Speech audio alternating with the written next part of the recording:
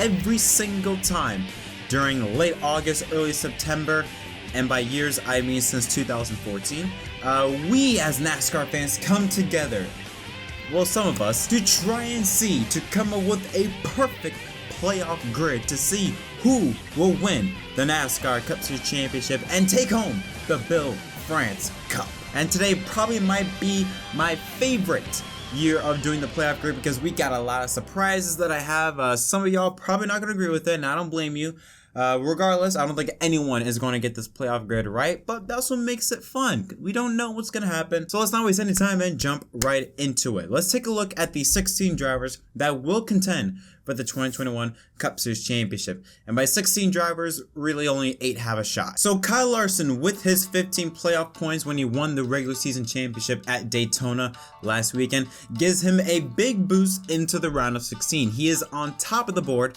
And look at the gap that he has over the cut line. In fact, he's really the only driver that is somewhat safe compared to the other 15 drivers. Plus 47 above the cut line, Ryan Blaney, who has had an incredible run up to the playoffs these last 8 or 9 races, plus 19, jumps to the number 2 seed, is tied with Martin Truex Jr. His teammate Kyle Busch, a 2-time Cup champion, plus 17.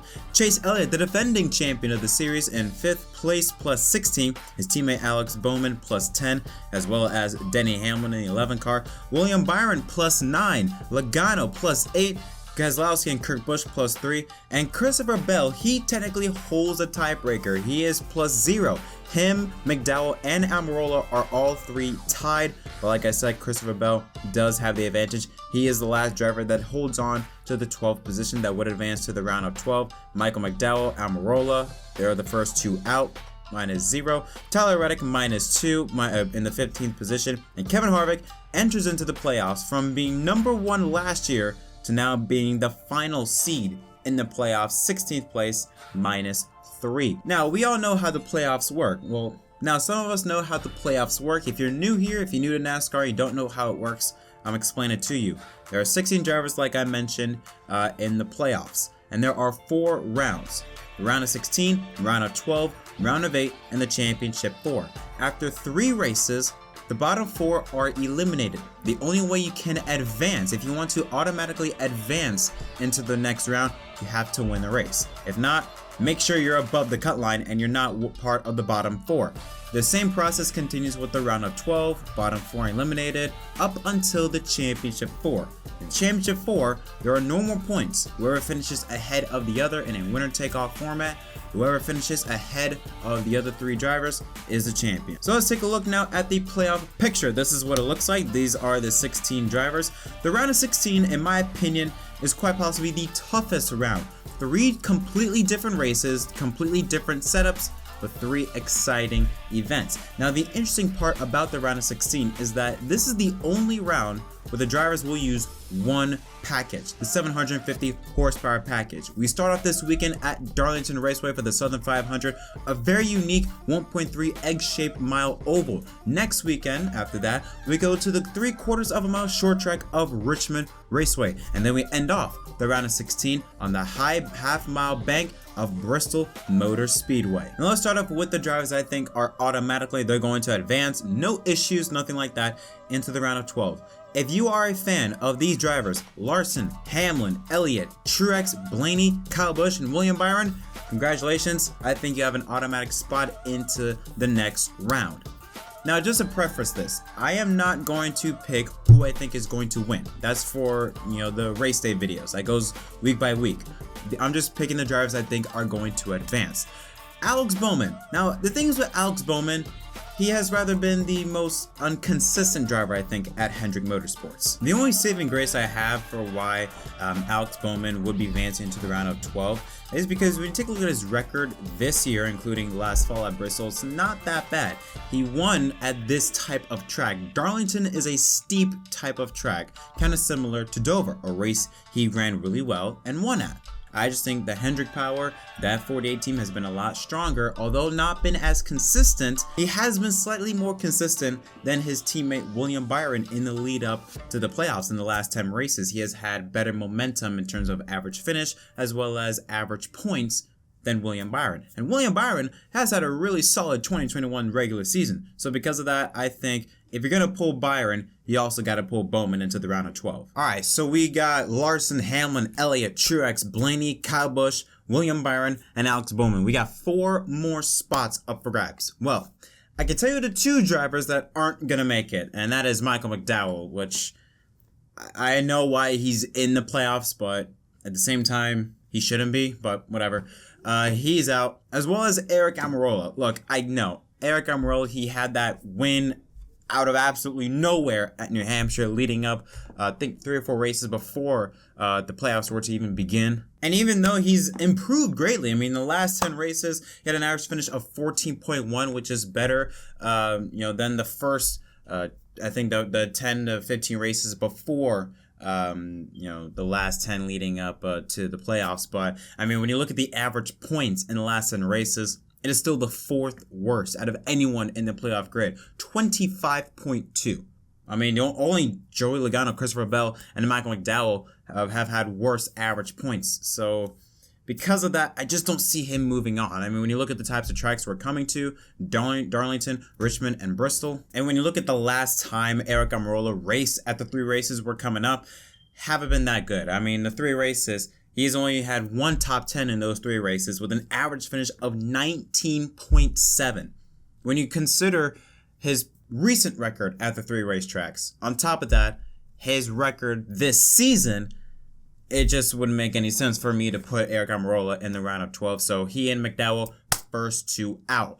Now, I got Joey Logano entering into the round of 12, but I have him very low, 11th. I have him 11th on the grid, or at least somewhere, on the lower half of the grid, mainly because of his momentum into the playoffs. We talked about on Eric Almirola how good he ran the last 10 races. I also mentioned Joey Logano. He had the 3rd worst average points out of anyone in the playoffs. Only Christopher Bell and Michael McDowell did worse than him. Not only that, but Joey Logano has the 2nd worst average finish in the last 10 races out of any of the playoff drivers. Again, only Michael McDowell beats him. The only saving grace is that the 3 tracks we're racing at in the round of 16 are really good for Joey Logano. Former winner at Richmond, I think that was a win that it was encumbered. And he's a former winner at Bristol. He runs really good on the short track. So because of that, I think he's going into the round of 12 based on his record on those 3 tracks.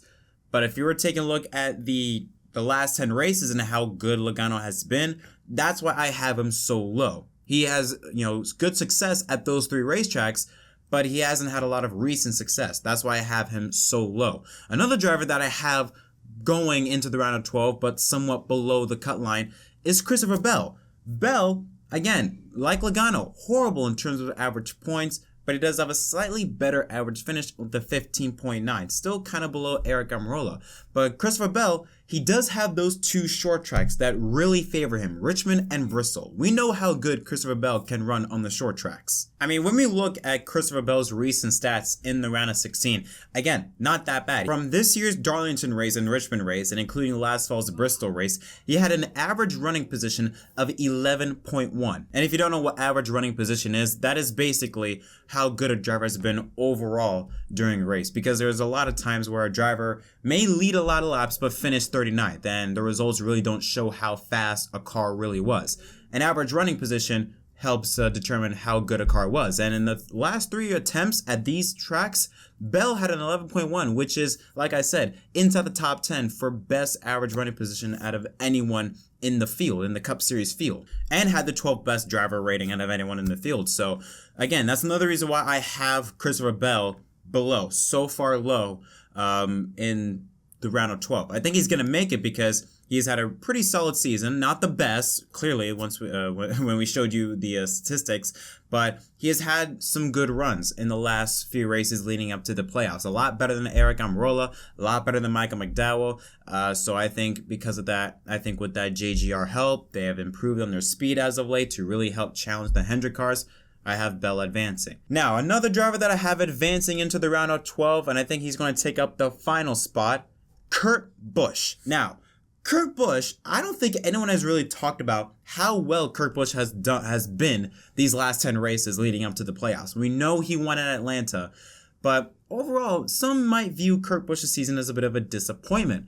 But when you take a look at the stats, it tells a different story. Consider this: the last 10 races of the regular season, who had the best average finish? If you guessed Kyle Larson, you're right. But take a look at who is second. Who had the second best average finish out of anyone in the last 10 races? Yep, driver of the number 1 car, Kurt Busch. 9.1. That is not even that far off from Kyle Larson. Larson had an 8.1.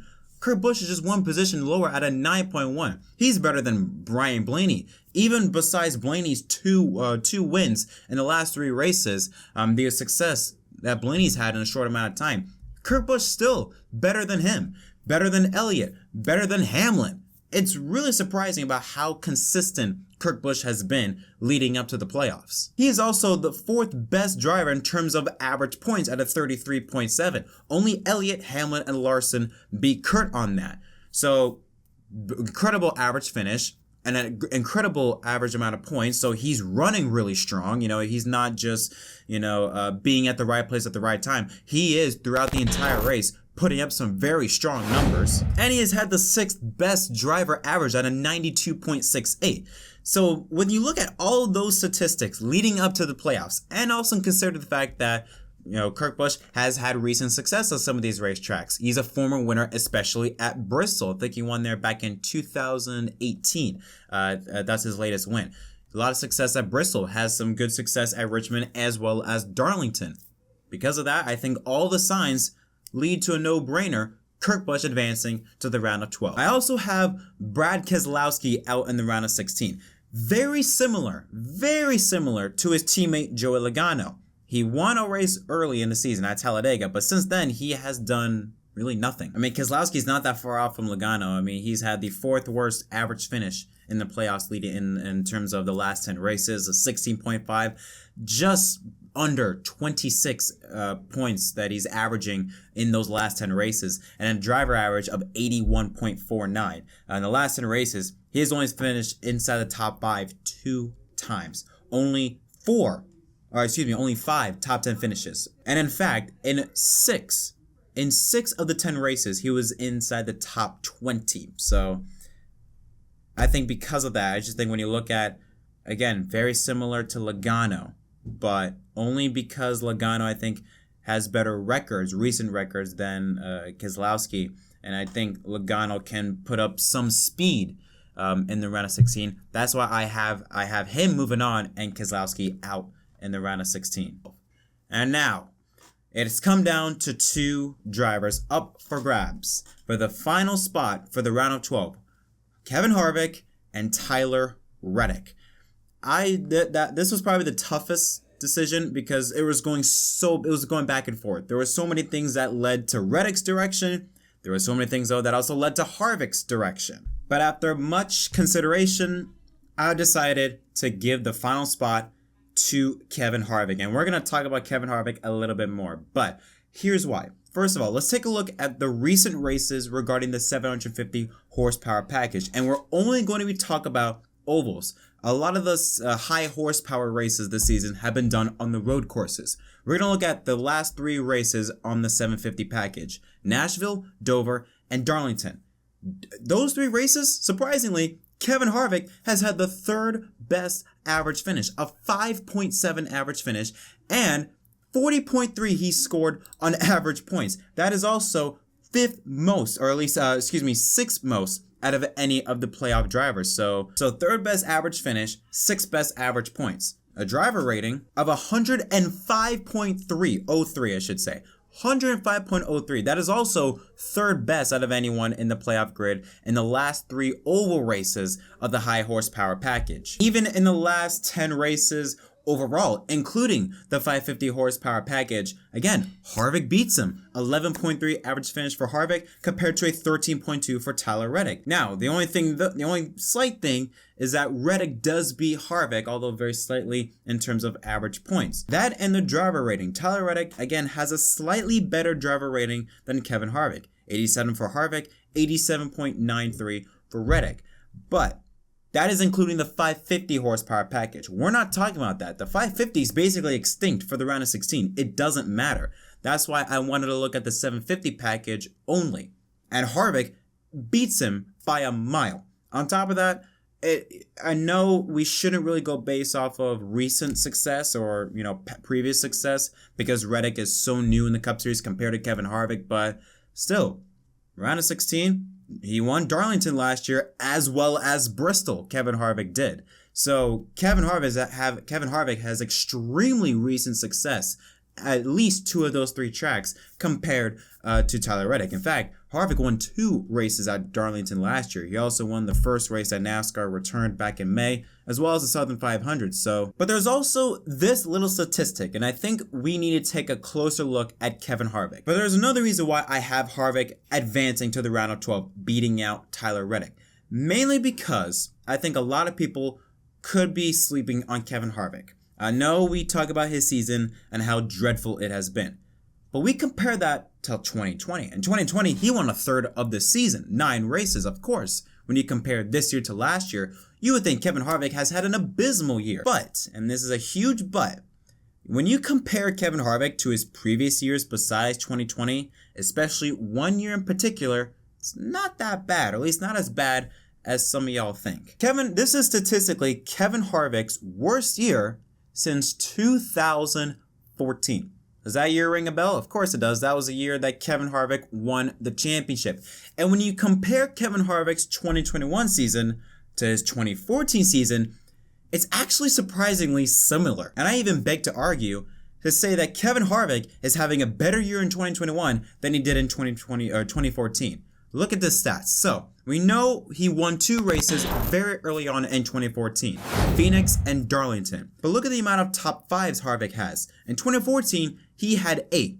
2021, he has 6. 2 of those top 5s in 2018 were race wins, so he really only has 6 pure top 5s, which ties 2021. Also, in top 10s, Harvick actually has more. Harvick has 16 top 10s in 2021 compared to 13 in 2014. Now, of course, laps led by a mile. Kevin Harvick dominated in 2014, nearly 1,200 laps led compared to just over 100. But then look at the average finish. 14.8 in 2014, 11.5. An 11.5 average finish in 2021. All of us have been thinking, and I was really shocked by how consistent Harvick has been in 2021 compared to his championship year. Yes, of course. When you compare this year to last year, yes, Harvick has been abysmal. We know that. But when you compare it to his championship year, and I'm not saying that we could see Harvick 2.0 like what we saw in 2014. I'm not saying that, but it's a very important statistic to brought up that, yes, Harvick may be down, but when you take a look at his stats, I don't think he's out of it. I don't think he's out of it by a mile. Now, the round of 12. The round of 12, in my opinion, while the round of 16 might be the most fun round, round of 12 is going to be the most challenging round. Every single race has a completely different aero package. Las Vegas, we use a 550 high downforce package. Talladega, well, that's a whole nother beast of its own. I think that's a 450 package with, I don't know, it has a bunch of other stuff, but that's a whole nother beast. And then we go to the Charlotte Roval, of course, with the Roval 750 package, and it's a road course. So 3 completely different races, 3 completely different packages, and I think that can level up the playing field just a little bit. If your name is Larson, Hamlin, Blaney, and Elliott, you're moving on to the round of 8. I think those drivers, they have enough speed, enough consistency, enough momentum, especially Ryan Blaney, to advance onto the round of 8. Also, consider the fact that Blaney is a former winner on the Charlotte Roval, won back in 2018. Chase Elliott, I mean, come on. You got to put him in there. If Charlotte is on there, you got to put him in the round of 8 because more than likely he's going to win that. Blaney also extremely good at Talladega. Las Vegas, you can look at Larson or Hamlin since they are really good on the mile and a halves. That's why I have those 4 advancing. Kyle Busch also could have a really strong run at Las Vegas. I think he's got the speed as well as his teammate Martin Truex Jr. to advance as well. And another driver that I have advancing is Kevin Harvick. I think he can go as far into the round of 8 because of the similarities what we saw between this year and 2014. I know 2014 was a completely different era in NASCAR. We had 900 horsepower. It was completely different than now. But still, the numbers are the same. Different eras, different packages, different competition, similar numbers. You cannot deny, the numbers don't lie. The fact that Harvick has had a consistently better year in 2021 than he did in 2014 makes me believe that I think in the playoffs, Harvick is going to turn it up a notch, and I think he's going to show some speed. Maybe not championship speed, but playoff speed. I think he's advancing to the round of 8. Now, here's the deal. These drivers, I think, are going to be eliminated. First off, Christopher Bell and Joey Logano, I think they're out in the round of 12. I don't think, especially with Bell, I had him advancing to the round of 12, but again, by very slightly. It was a tough decision. In fact, I was close to even pinning between Bell and Reddick, but I gave the option to Bell considering he runs really good on the short tracks, and I favored Bell over Reddick. But for the round of 12, I mean, I think this is when the boys become men. And I don't think that Bell has the team, or at least the speed, enough to carry him into the round of 8. You're now going to have to go up and step up to the plate against former Cup champions like Kurt Busch, Kevin Harvick, Kyle Busch, Truex. And I don't think Bell has the car for that, at least this year. So I think he's out, as well as Joey Logano. Joey Logano, this has been, I think, statistically his worst lead up to the playoffs since maybe 2017. He didn't even make it to the playoffs. I think since maybe 2014. I don't know. It's been a long time, but Logano has just been really bad this year leading up to the playoffs. So I think because of that, I have Logano also out in the round of 12. So yeah, now so for the round of 12, the final spot is gonna come down between two drivers, Alex Bowman and Kurt Busch. And I think the advantage, you got to give it to Kurt Busch. Again, I said this, Alex Bowman, I think the only reason why I had him even in the round of 12 is because of the Hendrick power. I've always personally felt like that Bowman has been really the worst of the bunch. Now, I also have William Byron out in the round of 12. Again, with William Byron, he had an incredible start to the season. I think there was even a record that he had 7 consecutive top 10 finishes, or no, 10. I think 10 consecutive top 10 finishes to start the season. Was on route to maybe even break a record. But since that record was broken, I think when he finished 11th at Kansas or at Coda, I don't know, something's been off with that 2014.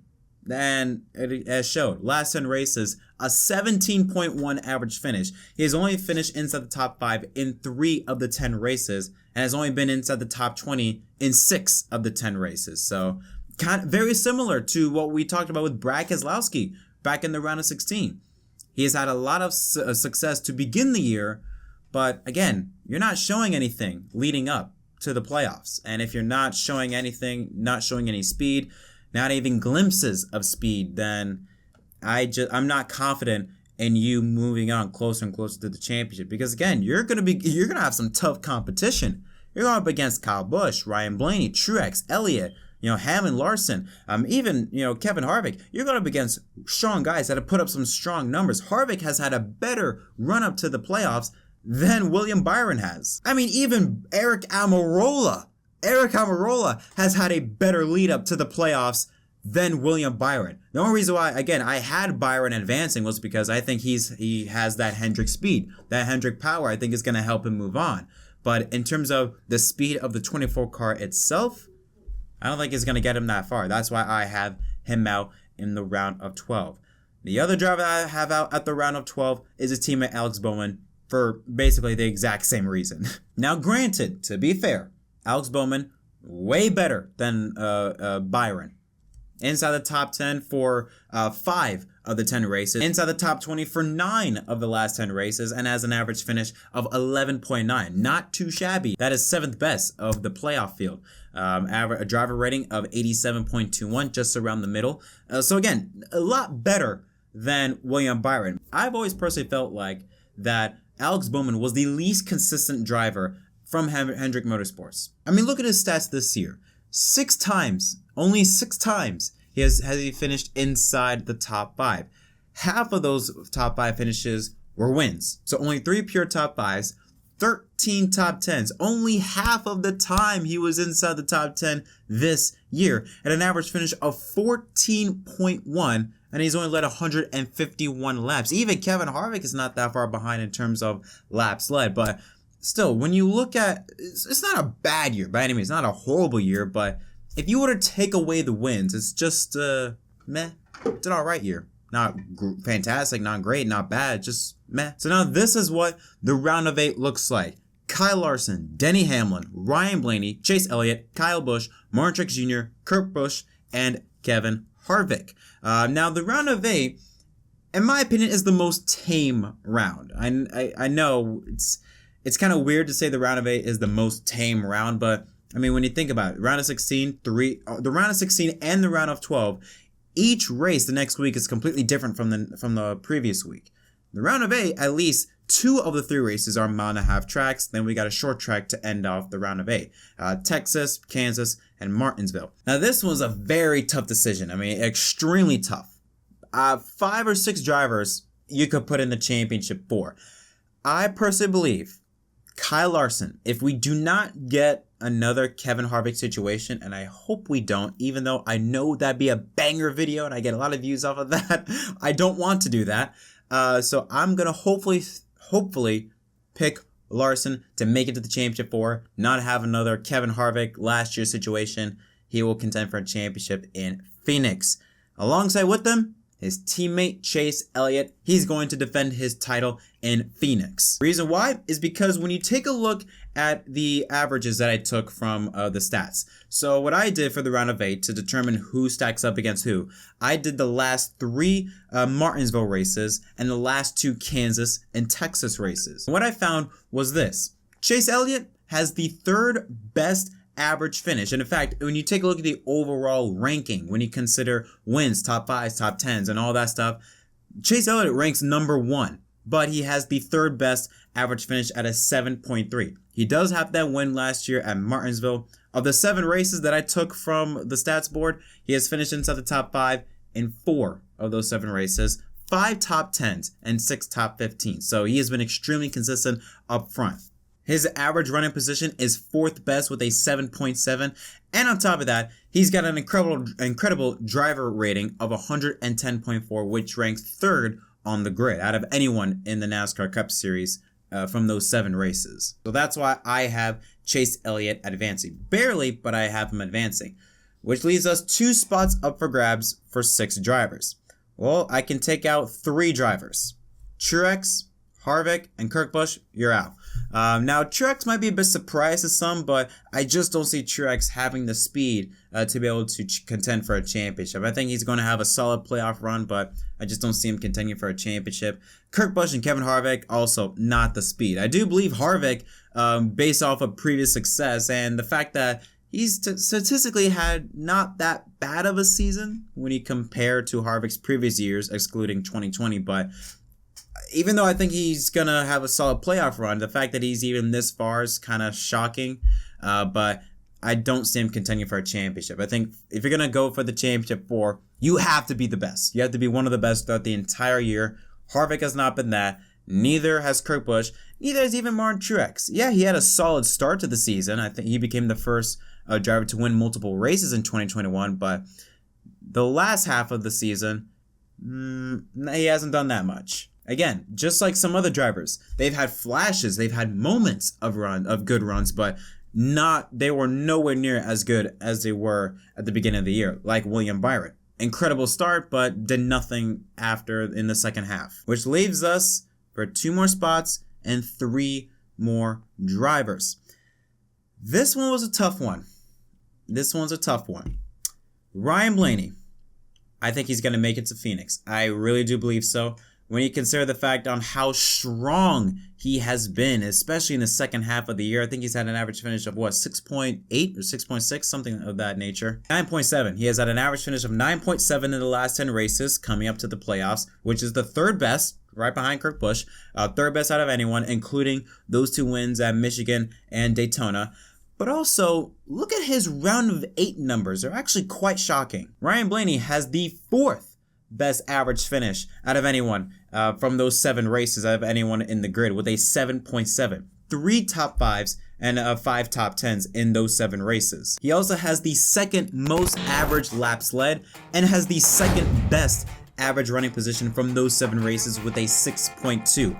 only Kyle Larson is better, slightly better than him with a 5.8 average running position. But Ryan Blaney does have a much better driver rating than him. And in fact, Blaney has the best driver rating out of anyone from those 7 races with 116 flat compared to Kyle Larson, who has 114.6. So clearly, Blaney, very consistent, very strong. Even though he does not have a win, very strong in the round of 8 from those 3 races. I do believe I think he can pick up a win. Maybe, I think just a win, not 2, but I think he can pick up a win, gain a lot more playoff points that can help propel him into the championship 4. So I have currently at the moment Larson, Chase Elliott, and Ryan Blaney advancing to the championship 4, which leaves us with 2 more drivers going for 1 more spot. And it's going to come down to JGR teammates Denny Hamlin and Kyle Busch. Now, some of you probably know who I'm going to go with. I'm going with Kyle Busch over Denny Hamlin to make it to Phoenix. Again, first of all, Denny Hamlin, he's got zero, I think, playoff points to his name. And if so, very little. No wins, and I don't think he's going to win any more races. I don't think he's going to win a race this year. Maybe one at Richmond or Bristol. But that's it. I don't think he's going to win more than 1 race. With a limited amount of playoff points, especially in the playoffs, you're going to need to have playoff points. You're just going to have to. I know Matt Crafton kind of debunked that, but I think for the Cup Series, you're going to need to have a lot of playoff points to your name if you want to make it through all the rounds. And with Denny Hamlin, with him having those lack of playoff points, that's going to hurt him a lot, especially when we make it to the round of 8. Considering the fact that I think it's going to be between him and Kyle Busch.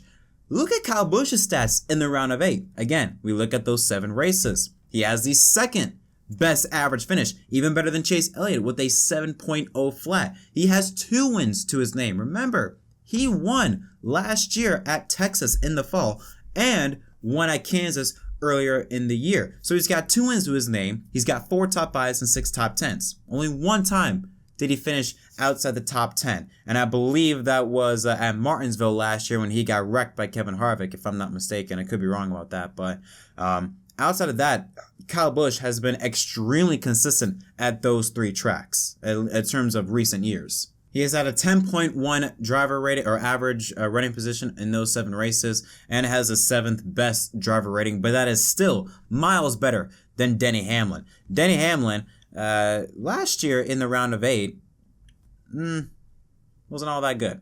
So I think when you compare to, first of all, season success, Kyle Busch definitely beats Denny Hamlin with that, especially how strong Kyle Busch has been leading up to the playoffs. Now, Kyle Busch has more top 5s and more top 10s in the last 10 races this year over Denny Hamlin, as a slight better driver rating. Clearly, it shows that Kyle Busch has more speed. He has more speed. He's more consistent than Denny Hamlin. And again, Kyle Busch has playoff points to his name.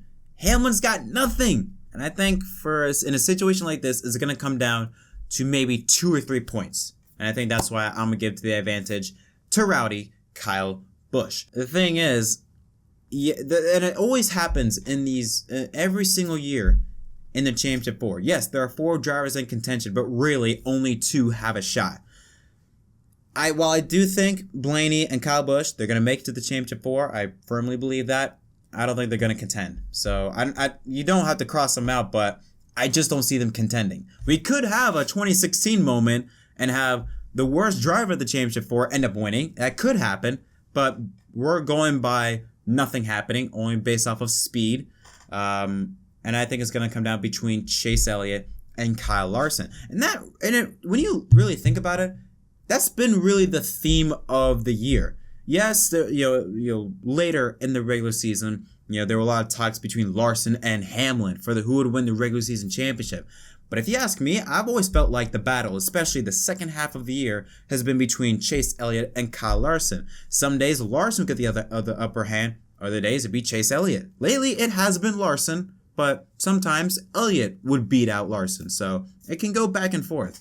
But in 2021, the advantage has always leaned to Larson. And I know Chase Elliott, he won here last year. But I don't know. When you take a look at Larson, that guy's just too good. He's too good. I know some of y'all don't like Larson, but he's just too good. And that's why I have him in his first year at Hendrick Motorsports. I have Kyle Larson, your 2021 NASCAR Cup Series champion. I do believe that. Again, if we don't have a Harvick type moment like what we had last year, I think Larson's going to take home the championship for Hendrick Motorsports. So yes, this is my playoff picture. This is what it looks like. I don't know. What do y'all think? I know there's might be some shockers with me having Keselowski out in the round of 16. That might be a shock to some. Maybe Tyler Reddick. Some might be shocked to see me having Harvick to the round of 8. But yeah, regardless, I think it's going to be exciting. I'm excited for the playoffs. I know I hate the playoffs. I really do. But, you know, at least the thing is with the playoffs, you don't know what's going to happen. You don't know, which part of it is kind of stupid. Larson, he is the best driver, but we still cannot guarantee he'll make it to Phoenix. That part is just, but that's a whole nother can of worms we're not going to discuss. But that is going to conclude this video of me predicting the 2021 NASCAR Cup Series playoffs. Who do you think is going to make it to Phoenix? Who do you have being eliminated? Let me know your thoughts in the comment section down below. And of course, who do you think will win the 2021 NASCAR Cup Series Championship? But until next time, my name is Jett from MDK. Hope y'all enjoy this video. Don't forget to leave a like and subscribe for more content. I spoke a lot in this video, so hope y'all enjoyed. My name is Jett, and I'll see you next time.